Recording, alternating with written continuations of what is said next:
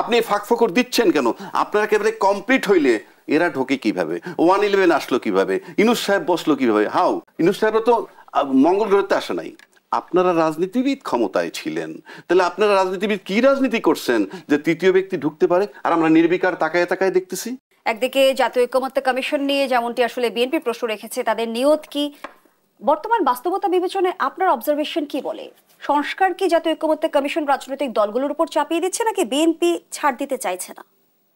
ধন্যবাদ বিজ্ঞ আমার শহীদ ভাই আলোচক এবং সকলকে আমার শুভেচ্ছা। দেখুন, শহীদ ভাই যেমন কতগুলো কথা বলছেন যৌক্তিক, যেমন ধরেন বিদেশি নাগরিক রিয়াজ সাহেব, বিদেশি নাগরিক এখন ঐকমত্য কমিটির বলতে গেলে উনি টপ। ইউনূস সাহেব যদিও সবার উপরে, but ultimately he is facing all this things. তো প্রশ্ন হচ্ছে যে বাংলাদেশি নাগরিক, জন্মসূত্রে বাংলাদেশি বলেন বা যেভাবেই বলেন, বাংলাদেশি নাগরিক তো দীর্ঘ 16 বছর দেশটা শাসন করছে। তো শাসন করার ফলাফলটা কি?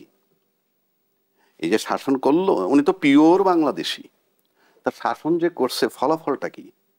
উনি আয়নাগর দেখিয়েছেন, বিনা বিচারে হত্যা দেখিয়েছেন, শাপলা চত্বরে লোক মেরেছেন, ওনার শাসনের আমলে সেনা অফিসার মারা গেছে, কৈফিয়ত নাই, বহু লোকের চাকরি চলে গেছে। সে তো পিওর বাংলাদেশি। সুতরাং আবার যারা পলাতক হয়েছে তাদের বহু লোকের ডুয়েল সিটিজেনশিপ ছিল, চলে গেছে বিদেশ, অন্য ভিসা ছিল, চলে গেছে বিদেশ। সুতরাং এটা খুব যৌক্তিক বলে আমি মনে করি না পার্সোনালি। উনি করেন কি, ওনার কাজটা কি করছেন, দ্যাট ইজ ইম্পর্টেন্ট। আজকে আমার জন্য যদি একটা চাইনিজ লোক উপকারী হয় আর আমার নিজের দেশের লোক যদি ক্ষতিকারক হয়, আমি কোনটা অ্যাকসেপ্ট করব? সুতরাং সেই বিবেচনায় যেতে হবে। সেটা কতখানি হয়েছে সেটা পরের প্রশ্ন। সুতরাং এইগুলো বলে আমার কাছে মনে হয় যে আমি ব্যক্তিগতভাবে আমার দ্বিমত আছে। এরপরে আমরা আসেন যে রাজনীতিবিদ ছাড়া কিছু হচ্ছে না। আমরা তো রাজনীতিবিদ না, আমি আমার কথা বলছি, আমি বিশ্বাস করি উনিও রাজনীতিবিদ না, বাট আমরা তো টকশোতে বলে রাজনীতিবিদদেরকে অ্যাডভাইস দিই। তার মানে কি উই হ্যাভ দ্য রাইট? অথবা আমরা বুঝি, কথার কথা বলছি। আমি যদি মনে করতাম আমার রাইট নেই কিংবা বুঝি না, তাহলে তুমি এখানে আসতাম না। কাজেই রাজনীতিবিদ নই, আর রাজনীতিবিদদের যদি আমরা উপদেশ দিয়ে থাকি, কাজেই যারা করতেছে কাজটা তারা যে পারবে না তারও কোনো গ্যারান্টি নেই, তারা পারতেও পারে। বাট ইউনূস সাহেব রাজনীতিবিদ না, তার দলও রাজনীতিবিদ না, মানে দল বলতে তার যারা কর্মকাণ্ড একদম পিওরলি রাজনীতিবিদ না। কিন্তু এখানে আসলো কিভাবে? এখানে আসলো কিভাবে? এটার দায়টা কার? এখানে আসার আগে তো রাজনীতিবিদ ক্ষমতায় ছিল। রাজনীতিবিদ ক্ষমতায় তো আসলো কিভাবে? রাজনীতিবিদদের ব্যর্থতা। তার মানে এই না রাজনীতিবিদ হইলেই আপনি সব পারেন, তা নাহলে আমার দেশে যতবার সামরিক শাসন আসছে, জিয়াউর রহমানের শাসন বলেন, এরশাদ সাহেবের সামরিক শাসন বলেন, তার আগে তো সিভিল গভর্নমেন্টে ছিল। আপনি ফাঁকফোকর দিচ্ছেন কেন? আপনারা একেবারে কমপ্লিট হইলে এরা ঢোকে কিভাবে? 111 আসলো কিভাবে? ইউনূস সাহেব বসলো কিভাবে? হাউ? ইউনূস সাহেব তো মঙ্গল গ্রহতে আসে নাই।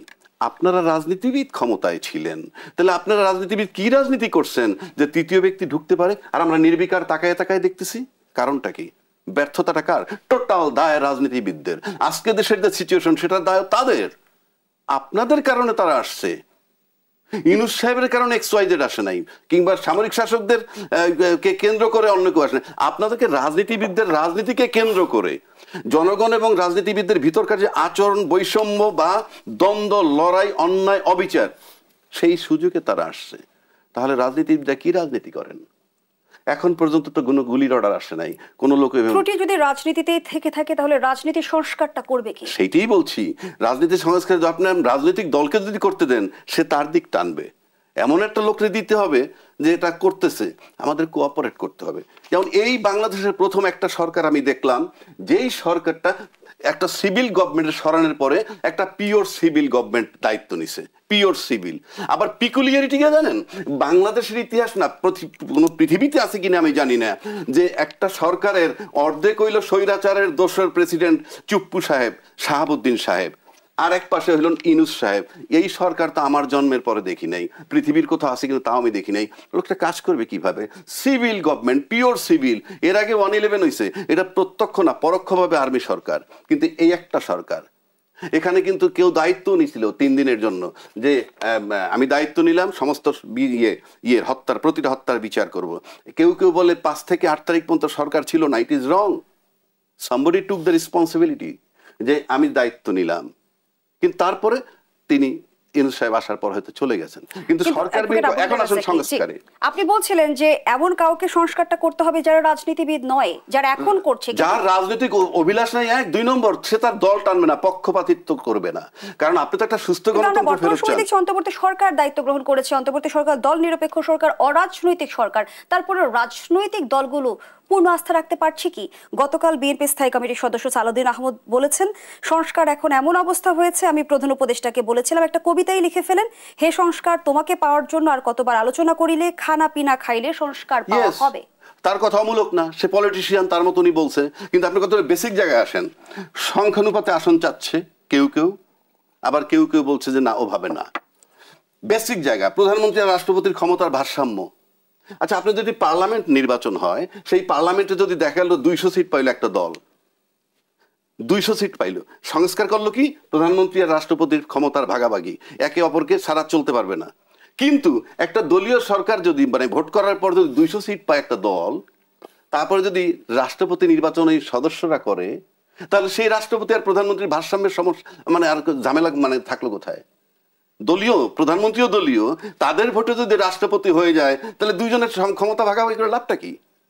এবং এই ক্ষমতার ভাগাভাগি যদি করতে হয়, তাহলে ইলেকট্রাল কলেজের কথা বলছে যে 70-75টা ইউনিয়ন চেয়ারম্যান সহ যদি আপনি ওই ভোটটা করেন, আপনি নিশ্চিত থাকেন। ইলেকট্রাল কলেজেও কিন্তু অনেকের আপত্তি আছে। আপত্তি থাকবেই তো করেন, কারণ আপনি আপত্তি থাকবে এই কারণে আপনি টোটাল ক্ষমতাটা কুক্ষিগত করতে হবে। কাজেই প্রধানমন্ত্রী আর রাষ্ট্রপতির ক্ষমতা যদি ভারসাম্য রাখতে চান, তাহলে তো রাষ্ট্রপতি আর প্রধানমন্ত্রী যদি একটা দলের থেকে আসে, তফাৎ কি? বিএনপির তরফ থেকে যেমনটি বলা হচ্ছে যে অতীতে একজন স্বৈরাচার হয়েছে বলে প্রধানমন্ত্রীর হাত পা বেঁধে দিলে আসলে হবে না। হাত পা বেঁধে দেওয়ার বিষয় না তো। If you are transparent, if you are clean at heart, আপনার সৎ উদ্দেশ্য থাকে, আপনি টেনশন কোথায়? আইন আছে যে বললাম চুরি করলে হাত কাটে দেবে সৌদি আরবে, বলছিলাম এখানে একবার, চুরি করলে হাত কেটে দেবে। সৌদি আরবের লোকের হাত নাই, কুদৃষ্টি দিলে চোখ তুলে ফেলে। সৌদি আরবের লোকের চোখ নাই, তার মানে কি আইনে কি আসে যায়? ইফ ইউ আর ক্লিন, আপনার ক্লিন না, টোটাল ক্ষমতা। আচ্ছা, মেম্বার অফ পার্লামেন্টের কাজ কি? আইন প্রণয়ন করার ক্ষমতা। আর আমার দেশের মেম্বার অফ পার্লামেন্টের সুপারিনটেন্ডেন্ট ইঞ্জিনিয়ার, চিফ ইঞ্জিনিয়ার রাইকেই না তারপরে কৈফিয়ত তলব করে, ওই কাজে পাইলো কেমনে, এইটা হইলো না কেমনে, বিল না দিলে বিল দিয়ে দেবে, এটা এই তো কাহিনী। এটা 53 বছরের দেখা আমাদের।